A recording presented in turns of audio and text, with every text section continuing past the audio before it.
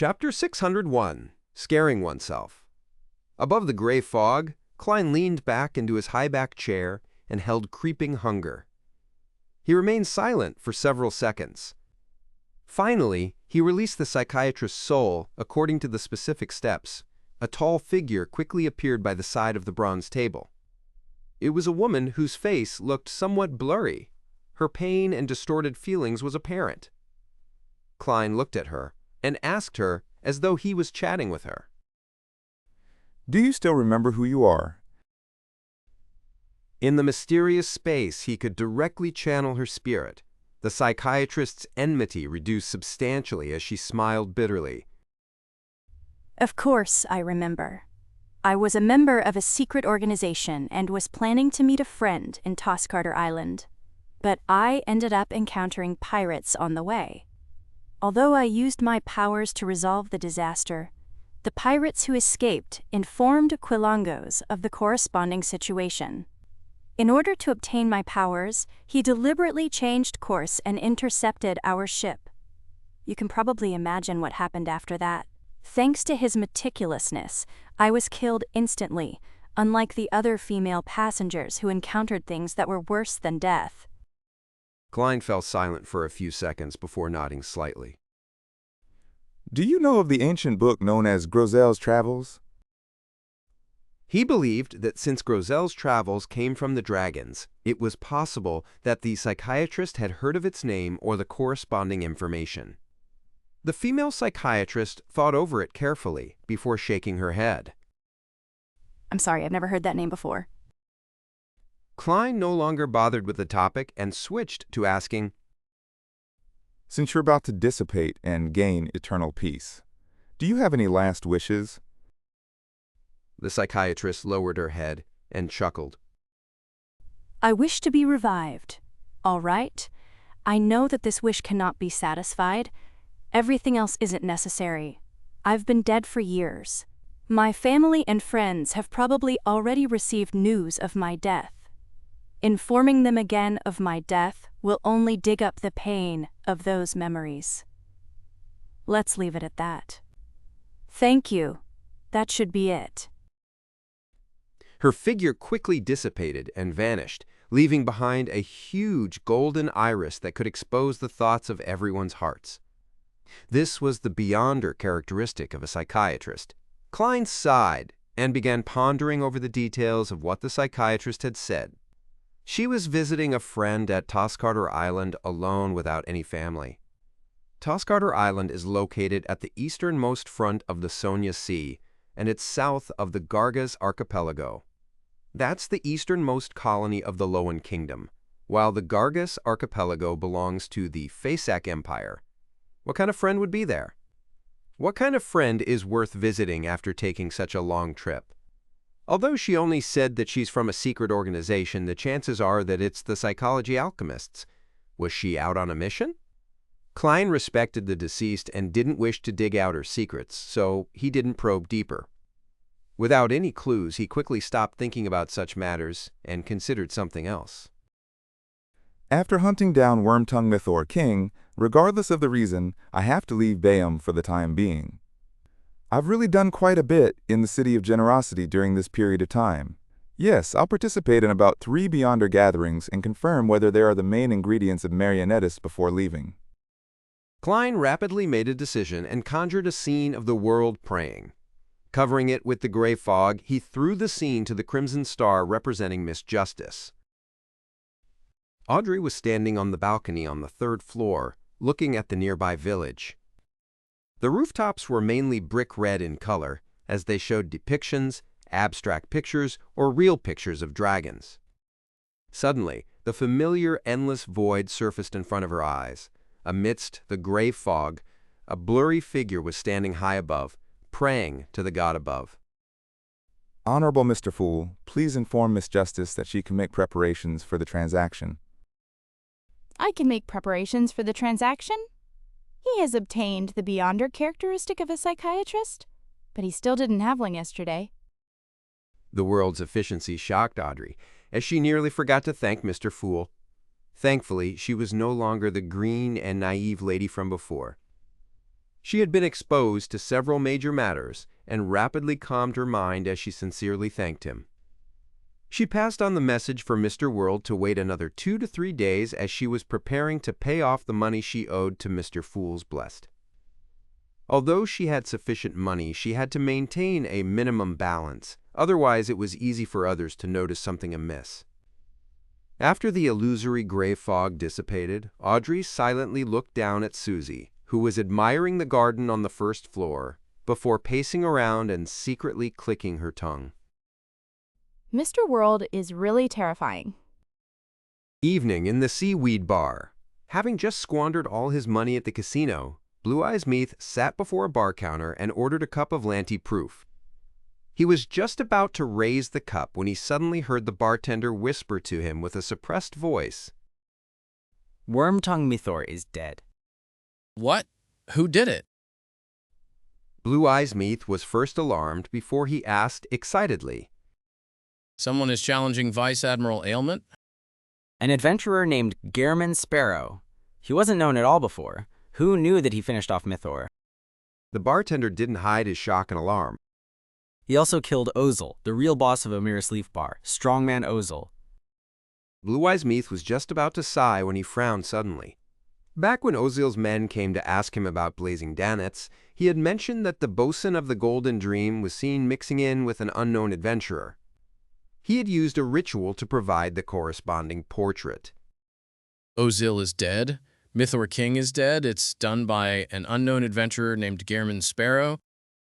Blue Eyes Meath suddenly trembled as a scene that left a deep impression on him surfaced in his mind. The young man that looked like a gentleman was standing by the entrance of the bar.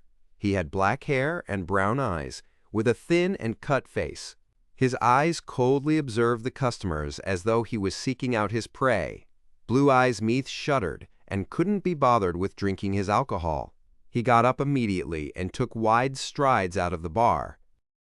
Terrifying. That guy is too terrifying. Even Wormtongue died at his hands. He's definitely a powerhouse at the Admiral level. He will definitely seek me out and finish me off. No, I can't stay in Bayam any longer. I have to return to the ship and be far away from here. Blue Eyes Meath ran to the Red Theater and forcibly pulled his companions with him. They headed for the woods and circled around to the private harbor ran by the Resistance. Opposite across the Red Theater, the herb store in the alley remained open. The chubby apothecary, Darkwill, was sitting behind the counter, wearing a calm expression, but internally, he was deeply worried. He had already contacted the Life School of Thought members he knew via various methods and sought their help. However, he had no idea who they were or when they would come. He could only bear with his fear and anxiety as he continued running the store, pretending as though nothing had happened. Darkwill, you're extremely uneasy. The chubby owl flew over from an unknown location and landed on the counter. There's no need for you to remind me. I know my state of mind very well. Darkwill waved his hands impatiently. He could still remember the times when he was still under his teacher's tutelage. He was often warned to be careful of the official Beyonder organizations and be careful of the true sanguine. In regards to this, Roy King raised several examples, such as being imprisoned underground forever, with no sunlight or woman to be seen, being made into experimental subjects where their bodies would be used to test the dangers of particular sealed artifacts. There, they would experience all kinds of experiments, and after mutating, they were monsters who acted on instinct.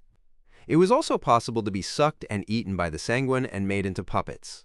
These examples had deeply imprinted themselves in his mind. It made his already lacking courage vanish instantly. After leaving his teacher's side, he often stayed in a city for a short period of time, immediately leaving once there was a risk of exposure. Darkwill tried hard to keep his horror under control, placing his attention on the problem of rescuing his teacher. Old Man has been captured for some time. Why is he still imprisoned in the Governor General's office? With the military's abilities, they should be able to gather any information they wish to know, be it an outright execution, the gathering of materials, or being used as an experimental subject. They would definitely move Old Man. Could it be that Old Man used some techniques to hide his secret, or they wish to make him into a spy? Sigh. Just agree to it. Darkwill scratched his head as his thoughts wandered aimlessly. Gradually, he recalled the last letter he received from his teacher, Roy King. Old man often likes to give hints in things that seem to be normal and ordinary matters. Could that letter contain similar information? That letter didn't say a thing. It just said to meet him near the Red Theater and flaunted his gambling techniques. Pui, he clearly relies on luck. He even wanted me to go to Enmat Street's Mabel's Sundry store and buy a die to make preparations to be educated. I thought I would buy it only after we met, so I haven't been there all this time. Perhaps there a secret there? Darkwill was like a drowning man who seemed to clutch at a straw. Many of Byam's streets were named after Lowen Kingdom cities. Darkwill used a few minutes to muster his courage, brought the owl with him, and closed the door to his shop before walking out of the alley. While waiting for the rental carriage, he bought a copy of the news report from a paperboy. As he flipped through the international and domestic news, as well as news about the archipelago. Suddenly, he saw a familiar face. It was the adventurer who had informed him of Roy King's location. In the afternoon, Gairman Sparrow killed Wormtongue Mythor King, who's worth a bounty reaching 5,400 pounds. I actually entrusted a mission to such a powerful adventurer. Darkwill clicked his tongue. He soon threw the matter to the back of his mind and got onto the carriage and headed straight for Enmat Street and found Mabel's Sundry store. The owner of the shop was a genial old lady who said after sizing him up, "The die you want costs £1. This is a robbery. Darkwill roared angrily in his head, but this only made him more certain that there might be clues hidden in the die. After paying, he received a tiny ring box and opened the lid. He saw a milky white six-sided die which had 4 red dots pointing up. Although he was puzzled with how ordinary the die looked and how it was stuffed tightly into the ring box with no remnant space, Darkwill still acted cautiously by not studying it on the spot. He placed it into his pocket and walked to another side of the street. When he came to a secluded spot, he couldn't help but give it a glance, unable to find any problems with it. At this moment, a carriage flew by and gave him a fright. His wrist trembled as he dropped the die on the ground. The die continued rolling and ultimately came to a stop, a single red dot pointing up. Darkwill cursed the carriage driver and widened his stride to pick it up. Just as he took this step, his body suddenly staggered, and he collapsed to the ground loudly despite the lack of any obstacles. All he saw were stars. His mind went blank for a moment as he lay there, the milky white die right in front of his eyes. Chapter 602, Becoming Famous. Darkwill sprawled on the ground, momentarily forgetting to stand up. His mind remained blank. Ever since he had matured, he had never encountered a scenario of tripping himself. After consuming the potions, his body had experienced enhancements to a certain degree, making it even more impossible. Now, for some baffling reason, he had fallen down in an inexplicable manner. Darkwill suddenly snapped to his senses. He thought, Did I step on something? He struck down with his palm and rolled to his feet. He pretended as though the one who had just fallen wasn't him.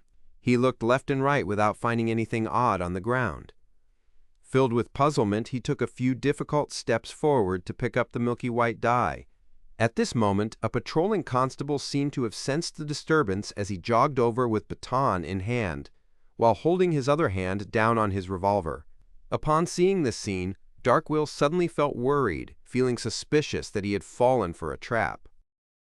They caught old man but haven't come for me all this time. It's because they were secretly observing me and waiting for me to find some clues. Now I've gotten my hands on this strange die, they've started taking action. The official Beyonders are here to catch me. Darkwill instinctively turned around and ran, but he had suffered a rather heavy fall, causing him to feel pain in his knees. He was momentarily only able to walk. Seeing the patrolling constable approach him, and with him not being able to run, a scene of an underground prison instantly surfaced in Darkwill's mind. In an environment with only an everlasting candlelight, locked with Beyonders who would heave intensely like monsters. The patrolling constable pressed down on his revolver as he kept his distance and asked cautiously, "What happened?" Darkwill suddenly felt an irrepressible fear.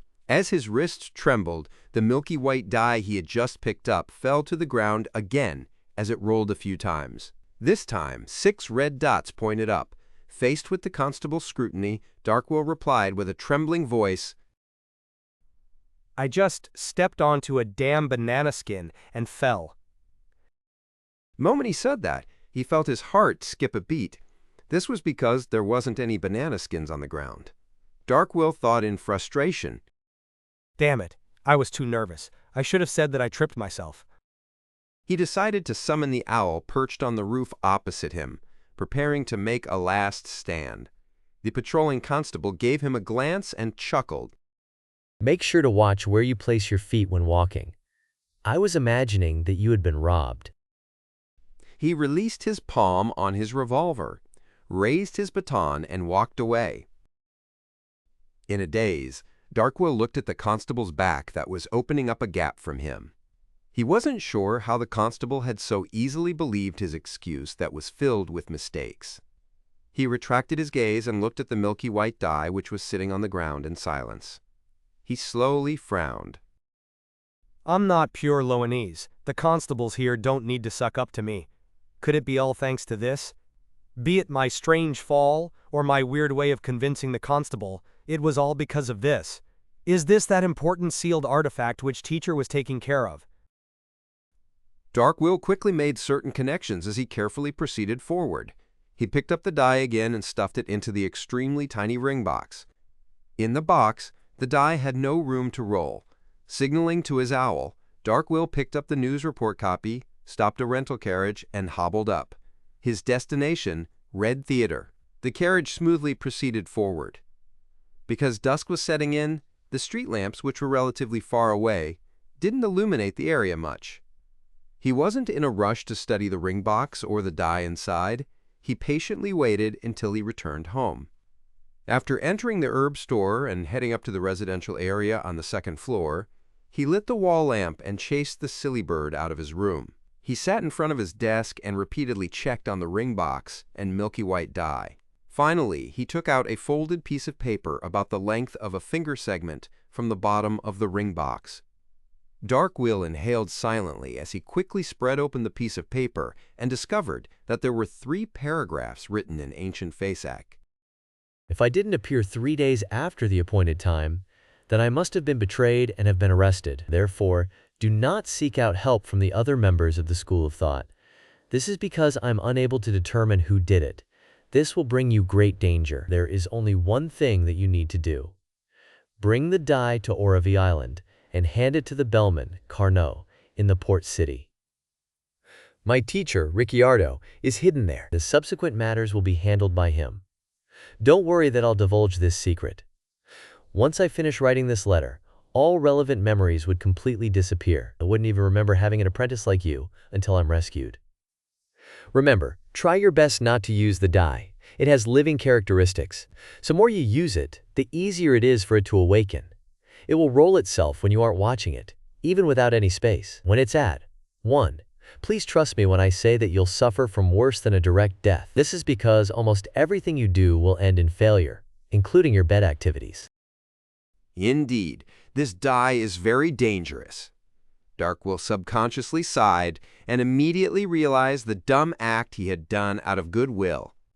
In order to rescue his teacher, Roy King, he overcame his cowardliness and remained in Bayam, as well as sent out a cry for help to the Life School of Thought members. And according to the information, this meant that he might very well have been targeted by the person who betrayed Roy King. Why didn't you say so earlier? No, why didn't I head out to buy the die earlier? Darkwill raised his hands and yanked at his hair. He didn't dare stay any longer. He decided to leave his residence and buy a scalped ticket at night.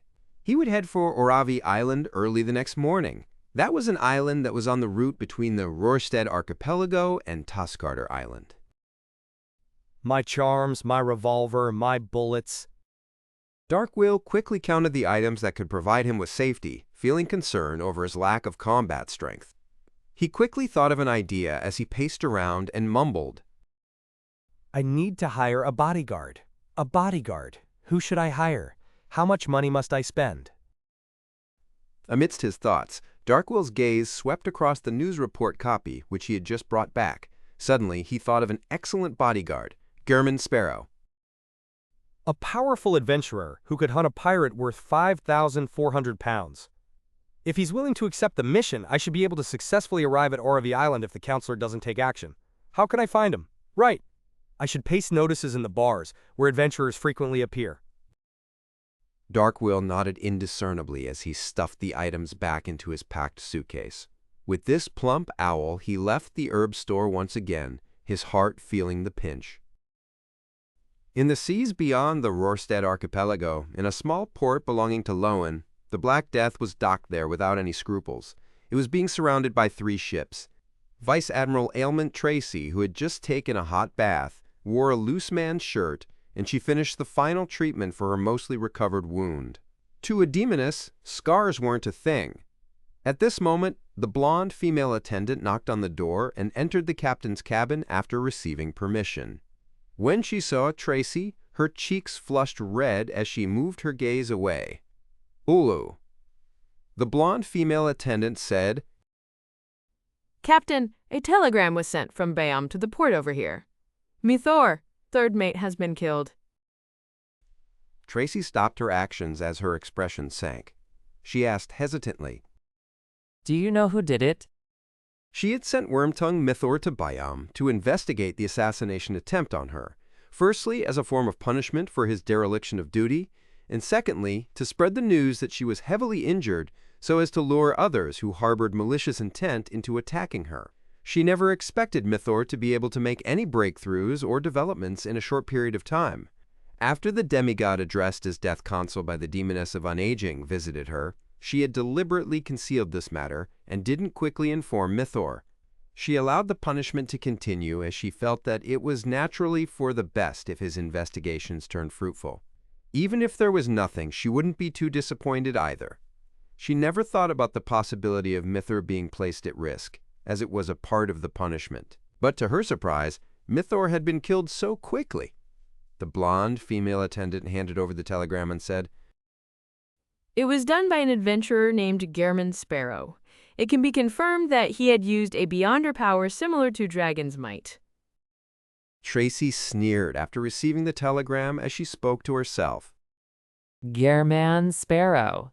Dragon's Might. Heh. Kilongos also knew Dragon's Might. He likely grazed a psychiatrist or hypnotist with creeping hunger. She was quite certain that German Sparrow was the enemy who had disguised himself as Helene to attack her. Furthermore, he had been using the faceless powers which Quilangos had grazed. Tracy muttered silently as she waved her hand to send the blonde attendant out. Creeping hunger is with him, and he has an ancient demigod, who Mother addressed as Death Consul, backing him. Does this mean that Kilangos was really killed by that Death Consul? After the door to the captain's cabin closed, she chuckled to herself. If I were to divulge this information, the organization that ordered Quilangos to assassinate Duke Negan would definitely be very interested. For a brief moment of time, she really had the urge to do so, but her rationality stopped her. This was because it meant that she would directly offend the Death Consul. And with the single chance of him being recognized as the murderer, she would immediately be suspected of divulging the information. Tracy bit her lip as she thought in depression. When the time comes, unless I hide back at Mother's side, I'll be under the shadow of death at any moment. I'm not afraid of other saints. They will have to find me before they can attack me. Besides, there will definitely be some indication of that, and a significant amount of time is needed. I will have sufficient chances to escape danger, but the Death Consul can travel using the spirit world. As long as he determines my location, he will quickly appear beside me. She gave up her previous thoughts and decided to take note of German Sparrow's whereabouts. She wouldn't spare him once a good opportunity arose. At this moment, Klein was still living in the Tiana Inn, waiting for his bounty to be delivered to him. Chapter 603, Conditions. 10 p.m., Swordfish Bar. After waiting an entire afternoon and having not received his bounty, Klein deliberately went out. He went to Oz Kent and received the news that the process had been kick-started. However, he would only receive the money tomorrow morning. He disguised himself and participated in a private exchange among the adventurers in the Swordfish Bar, but he didn't find the main ingredients of the marionettist potion or any mystical items. After restoring his appearance, Klein pressed down on his hat and attempted to squeeze through the crowd. He left the bar, which was in its rowdiest and noisiest time of the day. At this point, gazes swept past his face, as most of them were momentarily taken aback before they clearly froze for 2 seconds, as though they had recognized something. Suddenly, they retracted their gaze and retreated far away from Klein, like the receding tide. They had already learned of Gehrman Sparrow's appearance and strength in the papers and rumors. More details had gradually spread in areas where adventurers, pirates, and gang members gathered. Many people gained a basic understanding of the present situation and knew that Gehrman Sparrow had taken the crazy action of instantly drawing his revolver once he discovered Wormtongue Mythor King. Therefore, everyone knew better and chose to stay away from the dangerous man. The merchant, Ralph, was drinking in front of the bar when he suddenly sensed the disturbance. He instinctively half-turned his body around and looked over. He soon saw a quiet gentleman with a thin face and cut features, and the corresponding portrait which appeared on news reports surfaced in his mind, Gehrman Sparrow, who hunted Wormtongue. Following that, Ralph recalled his conversation with resistance leader Kalat in the evening. He confirmed that the crazy adventurer before him wasn't averse to Sea God, and he had even witnessed the private trade between the Resistance and Vice Admiral Iceberg. Perhaps I can develop him into being a believer of Sea God. Even if he has no interest in the archipelago in the future, he might be able to provide certain help in certain matters. Ralph clasped his hands and held them to his mouth as though he was blowing at a sea conch. This was one of the gestures used to pray to Sea God Calvetua. Then he suddenly got up and walked to Gehrman Sparrow with a beer in hand. At this moment, Klein also noticed Ralph's approach and recognized him. That was a devout believer who was willing to offer up 1/3 of his 20,000 gold pound wealth to Sea God. That was the former pirate and the present merchant who he had convinced to set up a children's charity foundation.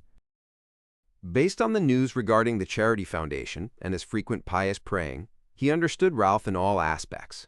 Therefore, he was very puzzled as to why the man would attempt to approach Gehrman Sparrow.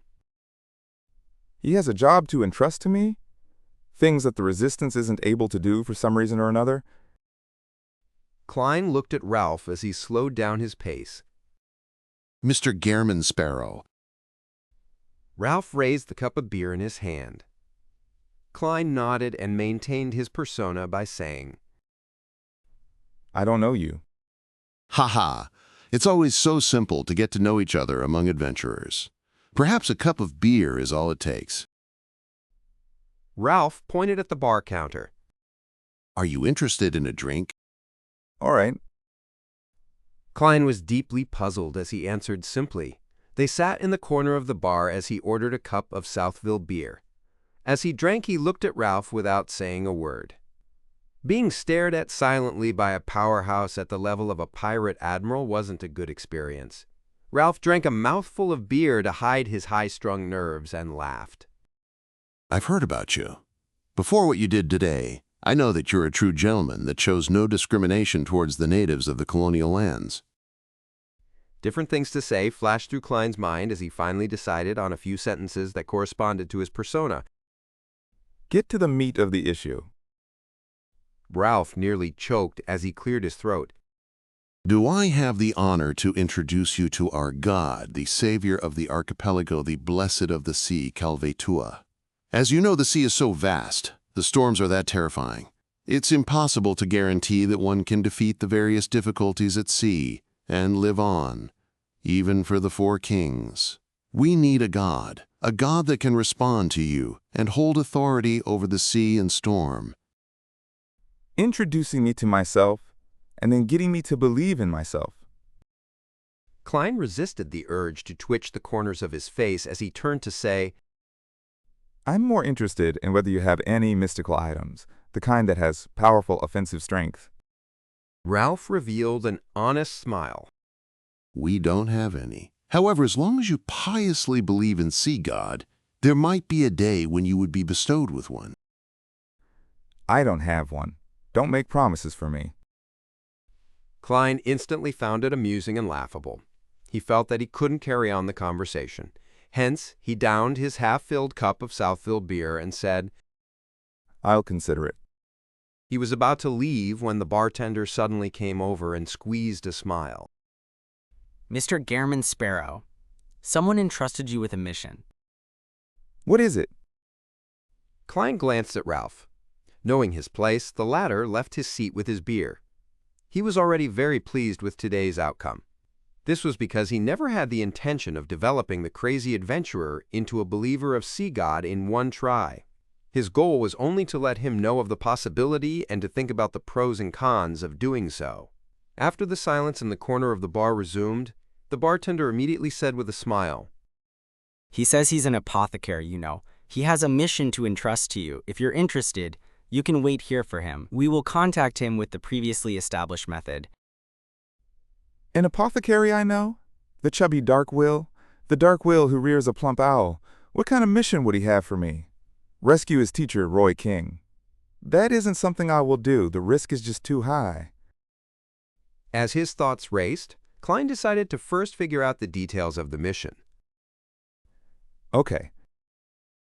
At nearly 11 p.m., Klein met the apprehensive Dark Will in Billiard Room 3 of the Swordfish Bar.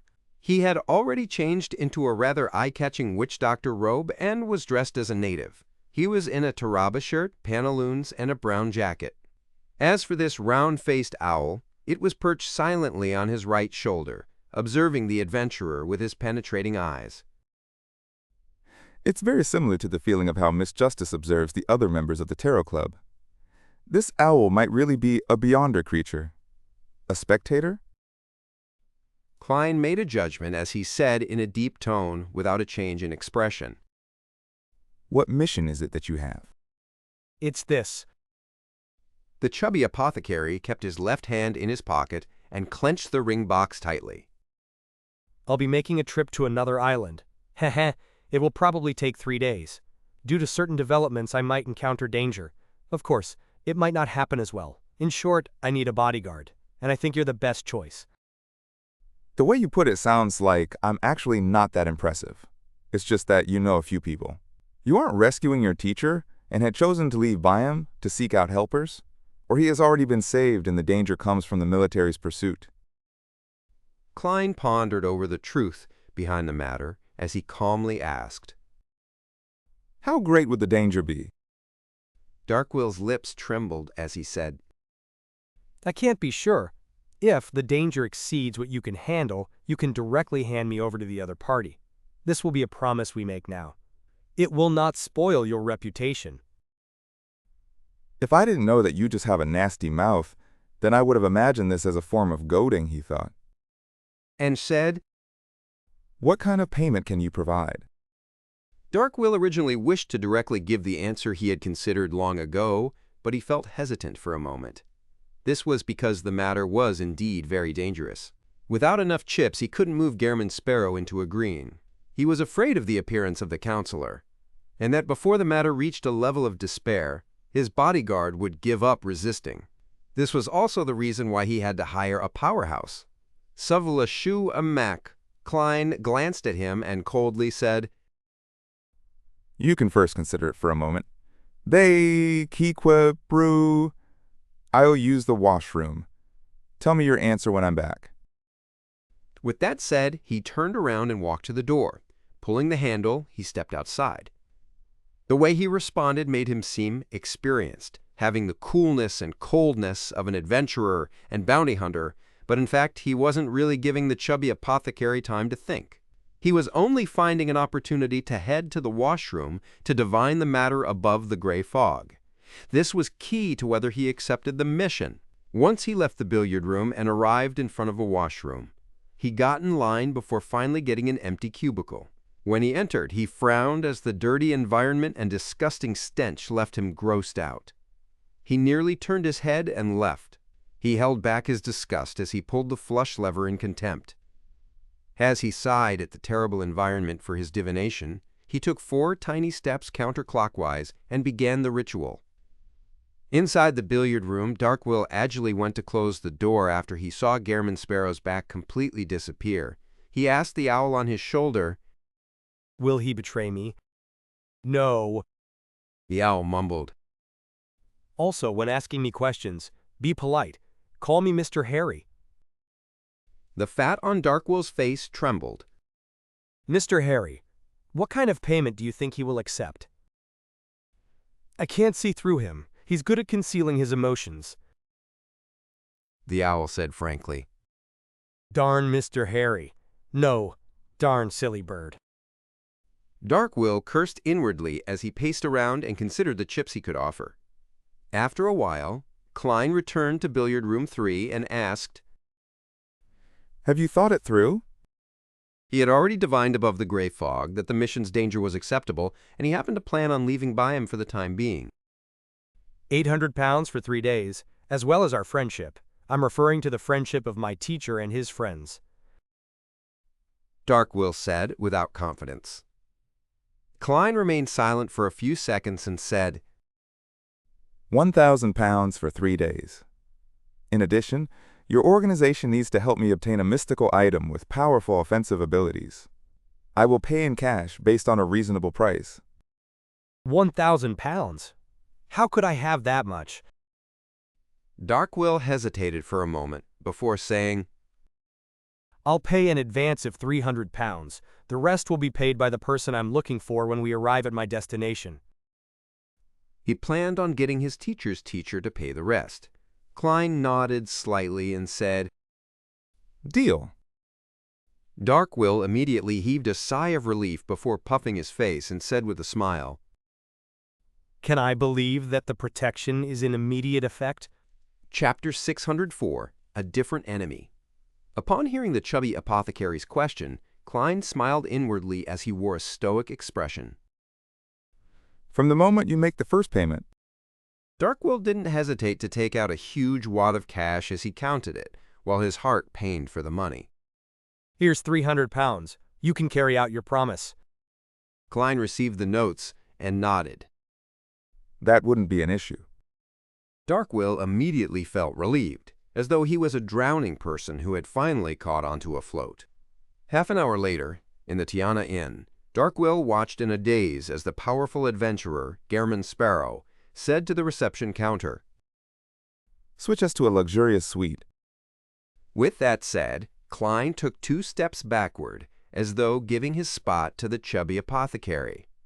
Darkwill gulped his saliva and asked hesitantly, I'm paying? During the mission, all expenses are borne by the employer. This is the rule adventurers follow. Klein said without a change in expression. Fa! Darkwill thought, I'd be a dunce if I believed you. Am I to help you pay if you call for a few Red Theater prostitutes? He squeezed out a smile. We can use an ordinary room. This will make the protection job easier. Then, you stay by yourself. Klein acted as Gehrman Sparrow without any effort. Darkwill laughed and walked to the counter and said without expression, A luxurious suite. When Darkwill finally checked in and entered the smaller bedroom, he opened the window and left an opening for the owl, Mr. Harry. He took out the ring box in his pocket and checked the situation of the strange die. After confirming that the die was the same as before, with 4 points facing up, Darkwill gradually heaved a sigh of relief. Backland. Inside an ordinary house. Ince Zangwill woke up from his slumber, and the first thing he did was check on his body. Kura! This was something he had to repeat every day. This was because he had no idea what kind of story 008 would compose after he slept, bringing about unknown accidents. After confirming that he wasn't injured, Ince Zangwill wore a pair of bright leather boots and stood up. Without any surprises, he saw 008 silently sitting on his desk as though it was an ordinary quill. However, it had been locked in a metal box that was covered with symbols and magic labels. Ince Zangwill walked over with a heavy heart and grabbed 008. He flipped open the notebook beside him and discovered that there was another page of text. Ince Zangwill couldn't recall what he had done last night, but he acutely sensed some problems. He looked into the mirror and found his reflection somewhat unfamiliar, as though his body had given birth to another Zangwill. He looked down and saw there were obvious abnormalities under his fingernails, but he couldn't recall what he had done the previous night, no matter how hard he tried. After seeing this description, Zangwill instinctively looked at the full-body mirror in the room. He saw that he was still blind in one eye. His classic chiseled face didn't have a single wrinkle, but there was a smile lingering at the edges of his mouth. It formed a stark contrast with his heavy gaze. At this moment, Zangwill felt that his face was a little livid. He had eye bags, and it was matched with the smile he couldn't understand. He appeared sinister, vicious, and strange. He lifted his hands, lowered his head, and saw black stain blocks under his fingernails. It was as though he had spent half the night digging up roots in the garden. Although he had switched from the death pathway to the evernight pathway, and he had become a night watcher, Zangwill didn't lose the beyonder powers he had from before. He was still a powerful spirit guide in the domain of dead spirits. Therefore, he immediately planned to communicate with the spirits inside and outside the house to figure out what had happened last night. At this point, he saw the final passage on the notebook through the corner of his eye. Zangwill attempted to channel spirits, but sadly he realized that it was to no avail. It was as though a person of a similar profession had wiped out all clues. He was very worried, unaware of what he had embroiled himself with the previous night. Zangwill's expression turned heavy as he attempted to channel spirits. Within his expectations, he didn't receive any outcome which could be called a pleasant surprise. Wednesday morning, outside a Mirror's Leaf bar that had its shadow boss replaced, Klein circled around to a secluded alley and saw Oz Kent carrying a tiny suitcase. Your bounty. Oz Kent threw the small suitcase over. This actually wasn't the bounty money in the true sense of the word. It was money the military had put forth. The former involved the Governor General's office and the kingdom's finance ministry. The procedure was complicated and needed at least 3 days to complete. Klein caught the suitcase and opened it on the spot. He saw stacks of neatly arranged cash, with most of them in 1 or 5 pound denominations. A total of 5,400 pounds. We didn't take a cut? Oz Kent said as he forced a smile. If it were any other adventurer, he would have given 4,000 pounds at most. The rest was the income for the personnel involved in the entire procedure. But faced with the crazy man whose strength was close to a pirate admiral, all he could do was volunteer work thanks to his fear of being executed on the spot by him.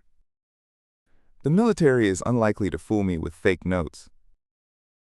Klein grabbed a stack of cash and waved it, 5,400 pounds. Hiding outside the alley, Dark Will heard Oz Kent's words and secretly shot a glance at the suitcase. The stacks of pound notes seemed to blind him. This was the first time he was seeing so much money placed together. Dark Will thought with atypical admiration. An adventurer really is a profitable profession. Successfully hunting a pirate earns thousands of pounds. Protecting me nets him 1,000 pounds in one request. Occasionally, he can find sunken ships and treasure. Why did I become an apothecary instead of an adventurer? If I had known, I would have chosen that lucky beyonder pathway. However, he quickly recalled his reality. Most adventurers didn't live such rich lives. Even if they could make a killing, a third of their income was given to apothecaries, either to treat their injuries and remove any latent injuries, or to buy medicine to add to the fun and deal with unmentionable diseases.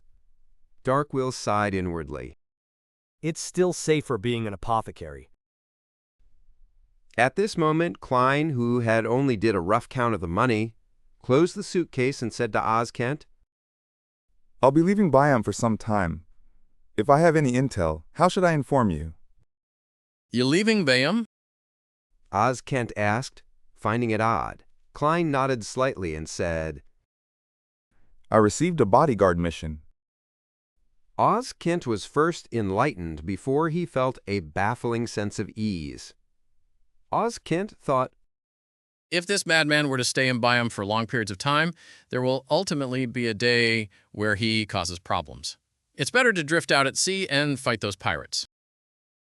Oz Kent immediately said with a smile. You can directly send me a telegram and include my address. We have people planted at the telegraph office. All right. Dressed in a black tweed coat, Klein didn't speak further. With the suitcase in hand, he turned to leave the alley. He headed for the harbor together with Dark Will and planned to catch the earliest liner to Oravi Island. The owl flew in between the trees and appeared furtively. They had already bought scalped tickets the night before. Half an hour before they boarded the ship, Dark Will reeled with anxiety. He was afraid the person who had betrayed his teacher would suddenly rush over and attack him. This feeling continued until he entered the first-class cabin that belonged to him. As long as the liner went out into the sea, Beyonders without flight capabilities or their own ships would find it difficult to intercept him. Quickly start the ship. Quickly start the ship. Darkwill looked out the window as he muttered to himself. At this moment the owl had followed, and perched on his left shoulder, Klein sat on a chair in the room, prepared for any possible attacks. At this moment the sky suddenly turned dark as the wind howled with increasing strength. The air's humidity also clearly climbed. A storm? Darkwill widened his mouth as he blurted out. This meant that the ship might not set sail at the scheduled time. It might be delayed for hours. And with that, Darkwill wouldn't be able to withstand many of the unnecessary risks. He turned his head to look at Gehrman Sparrow and forced a smile. Do you have any solutions? I do have one. For example, you can immediately pray to sea god Kalvetua, and I'll immediately answer your prayer above the gray fog. I'll disperse the storm. But it's without a doubt that in minutes, or maybe seconds, Sea King John Cotman will rush over, and his attacks will arrive earlier. Klein looked at the chubby apothecary and said calmly, I'm only an adventurer. Darkwill knew that he shouldn't have had any expectations. He cursed the weather silently and turned around, looking out the window to check on the exact situation. Boom! A silver bolt of lightning struck Darkwill before Klein could even react. Darkwill immediately collapsed, convulsing as smoke emitted from his body. His skin was charred as snakes of lightning buzzed. Klein nearly fell into a shock. This was the first time he was seeing someone getting struck by lightning during a storm. That's way too unlucky, right? He briefly forgot to rescue Darkwill. The owl, Mr. Harry, was similarly stunned for a few seconds before it screamed. Quick! Quick! There's a bottle of medicine in the second secret pocket on his left. Feed it to him. This owl can talk. Klein pricked up his brows, took a few steps forward, bent down, and found a bottle of blood-red medicine. Then he poured it down Darkwill's throat. After a few minutes, Darkwill finally regained his senses. As charred black skin peeled off, he stood up with great difficulty. I'll deal with my wounds. He staggered to his room and locked the door. After doing all of that, he took out the ring box and opened it with a solemn look. After Jays. In the ring box, with almost no room to roll, the milky white die had already changed at some point in time. 2 red dots were facing up. In the living room outside, Klein stood on the spot and recalled everything that had happened before frowning. At this moment in time, he had a baffling feeling that the enemies he would face during this bodyguard mission was probably going to be different from the enemies he encountered in the past. After Darkwill partially recovered and came out, Klein sat on the chair and leaned forward slightly. Explain. This determines how I should provide you with protection. Chapter 605, Judgment. Upon hearing Gehrman Sparrow, Darkwill's first reaction was to reveal everything about the strange die. He wanted this adventurer, that he had spent huge sums of money on, to grasp the problem at its root so as to effectively ensure his personal safety. But on second thought, he recalled his teacher's exhortations. Believing that the die might very well be a rather important sealed artifact of the life school of thought, he was afraid that the truth would entice him to cause even more negative developments. There are plenty of rumors about adventurers who killed their employers during missions in order to earn greater benefits for themselves. I don't know Gehrman Sparrow, and I have no idea what kind of character he has. I need to be cautious. Besides, the die had automatically rolled a 2. The situation isn't at its worst and most despair-inducing. I can still wait for a chance. Darkwill hesitated for a few seconds and finally decided to talk about superficial matters while avoiding the key points. He subconsciously dodged Gehrman Sparrow's seemingly calm eyes. It's this. My teacher and I belong to a secret organization. I'm escaping because a traitor has appeared internally. They grasp the pathway related to fate and can make themselves sufficiently lucky and their target unlucky. I might have been cursed, so I was unlucky enough to be struck by lightning. After the explanation, he forcefully hid the nervousness in his heart and awaited Gehrman Sparrow's reply. Will he believe me? This kind of adventurer with rich experience and strength is likely hard to deceive. If he were to discover that I'm lying, he will likely sink me into the ocean. Darkwill stood there anxiously, like a student being summoned to the teacher's desk. He's indeed from the life school of thought. Monster pathway. Klein nodded in thought. I understand. If I try to do as little as possible, I will consider how I will deal with your bad luck. Ah. Darkwill was taken aback, completely unable to believe that Gehrman Sparrow would so easily accept a lie he fabricated on the spot. He forced a smile and quickly expressed his gratitude. Then he returned to his room, leaning his back against the door as he took out the ring box. "Pa!" His hand trembled as he opened the lid, only to discover that the milky white die had already strangely rolled itself to have the sick side facing up. Does this mean that I was lucky enough to successfully fool Gehrman Sparrow? Darkwill thought in enlightenment. Mr. Harry swooped down and didn't choose to perch on the chubby apothecary's shoulder. Apparently, it was still somewhat worried about how it could have also been implicated when Darkwill was nearly struck by lightning. It stood on a wooden desk and stared ahead with its round eyes. Darkwill, you're very nervous. You don't have to tell me that. Darkwill said in frustration. The owl spread its wings and said, All right, I'll use a different explanation. I believe I should consider changing owners. Gehrman Sparrow seems to be a pretty good choice. Then what about me? Darkwill asked in surprise, momentarily forgetting his anger. Mr. Harry TSKED and said, Don't you sense the concern and fear in your heart? You're already suspecting whether you can see tomorrow's sun. That strange die is really, really dangerous. If I were you, I would have thrown it out the window and into the sea and get your teacher's teacher to fish it out himself. How do you know about my teacher's teacher? Darkwill blurted out the question. Mr. Harry proudly lifted its head and said, Don't doubt an owl's vision. Darkwill fell into thought and didn't faze himself with its answer. No, that won't work. Throwing the die into the sea wouldn't resolve all my problems. According to Old Man, even if it's buried out at sea, any powerful person will be able to find it in days. That will mean that I will really lose it. Silly bird. You lack general knowledge in mysticism, and you don't know how some important sealed artifacts are just like the most popular prostitutes in Red Theater. They'll always be able to attract hungry men. Including you. As for the problem of being lacking in general knowledge in mysticism, I believe a famous quote can explain it. Emperor Roselle once said that if a child doesn't receive a good education, then it's the father's fault. This sentence can also be used to describe problems between a pet and its owner. All right, Darkwill, regardless, I believe you need to discuss the die with Gehrman Sparrow. Otherwise, there will only be greater danger. Let me wait and see a little longer. Perhaps it will be fixed at 6. Darkwill said with some hesitation. Nosid. He sat on the edge of the bed before lying down. Nosid. At this moment, the storm that had been howling had gradually calmed down. The sky began to turn calm as the liner blew its horn, indicating that it was setting sail. Inside the first-class cabin's living room, Klein looked out the window and saw blurry rainbows that appeared after the rain. Yet, his heart wasn't calm. He wasn't too afraid of enemies.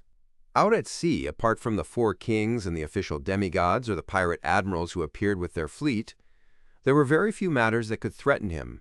who had creeping hunger and several mystical items.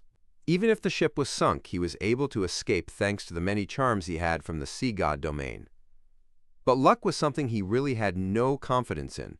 It wasn't within the limits of his abilities, nor could he think of a way to handle it. Although my title is the King of Yellow and Black who wields good luck, that was modified from the luck enhancement ritual. And the luck enhancement ritual clearly wasn't to allow people to get out of bad luck. Darkwill's matter is quite difficult to handle. I can only invest more effort into keeping a close eye on his situation. I will immediately rescue him if something unlucky that can cause death happens. Let's hope that we can last for these few days until we arrived at Oravi Island. His seniors should be able to help him change his luck. Klein rubbed his temples, but he didn't show any abnormalities. Darkwill, who had been too nervous the previous night, fell into a deep sleep without realizing it. After a while, his stomach's growling informed him that it was time for lunch. He tried hard to open his eyes, but he felt as though an invisible person was pressing down on him, making it impossible for him to move. He felt the back of his head swelling with a sharp pain. He felt his breathing become more difficult as his heart raced at an abnormal pace. Don't tell me that I'm going to experience a sudden death in my dreams. Darkwill struggled with all his might, but he failed to wake up. He became weaker and weaker with time. At this moment, his mouth was opened up by a sharp object as an ice-cold liquid was poured in. The liquid also flowed down his face, wetting his chin and neck. Darkwill's body recovered as he finally managed to open his eyes. He saw two bright, round, gold-like eyes nearly slamming into his head. Rearing a Beyonder pet can be quite effective sometimes. Darkwill first felt wistful before he rapidly sat up and took out the ring box. Inside, the die had rolled to another side. 1 point. So unlucky that I almost died in my sleep? No, I don't think it's that simple. It seems to magnify certain probabilities, such as the chances of being hit by lightning or the chances of experiencing sudden death while asleep. No, this can't carry on. If this continues, I will definitely die. Darkwill thought in hysteria. Horror quickly overwhelmed his thoughts as he spurred his hand to hold onto the ring box and rushed to the door. Perhaps as a result of nearly suffering a sudden death, he was lacking in strength. He could hardly twist the handle. Help! Help! Mr. Harry screamed sharply. Bang! The door was opened, slamming into Darkwill's head. If Klein hadn't controlled his strength, the chubby apothecary's head probably would have cracked open with blood spewing out everywhere. Without even rubbing his bruise, Darkwill frantically shouted, It's this! It's this! It's this die that gives me bad luck. When it's at one point, I will fail at everything I do. He had already decided to inform Gehrman Sparrow of the whole truth, and he looked forward to the powerful adventurer giving him some effective suggestions. He didn't eliminate the possibility of him killing him out of greed, but he had weighed the matter. If he had to make a choice, he definitely chose the one which wasn't as terrible. Telling Gehrman Sparrow might lead to death, but not telling him would spell certain death. This choice was no longer something that needed consideration. I don't care if the die is lost. My life is more important. Darkwill thought with righteous indignation. Then he saw a smile appear across Gehrman Sparrow's mouth. Thank you for your humor. The joke isn't too bad. It's not a joke. Darkwill looked down at the ring box and saw that there were no changes to the blood-red single point on the die. Could it be that even an explanation with plenty of logic will fail? The chubby apothecary suddenly fell into despair. It's real. He's speaking the truth. Harry flapped its wings. Darkwill, who felt hope arise in him, heard Gehrman Sparrow say in a deep voice, Then why don't you throw it into the ocean? With that said, Klein politely closed the door and returned to the living room. This fellow must be hiding a secret. I mustn't be fooled by such a clumsy excuse. Klein sat in his chair and waited for Darkwill to describe the situation in detail. Darkwill sat down, depressed. He sat there motionless, afraid of encountering another failure. He didn't notice that the die had already switched its face again to a 3. Before lunch, Klein entered the washroom to clean out his digestive system. After washing his hands, he went above the gray fog in passing, preparing to browse through the prayers of the sea god believers. Just as he sat at the high-backed chair of the fool, he suddenly recalled many details as his eyes widened. How could I believe such a weak explanation? Ammo? Why do I think that it's because of that die? Ammo, in the past 2 events, it felt like my mind had been clouded. No, it's not that. Darkwill's explanation happened to match certain theories of mine. Therefore, I instinctively believed it to be real and fake. Klein's eyes constricted as he thought about it. At that moment, he had already made a judgment. That die is indeed problematic.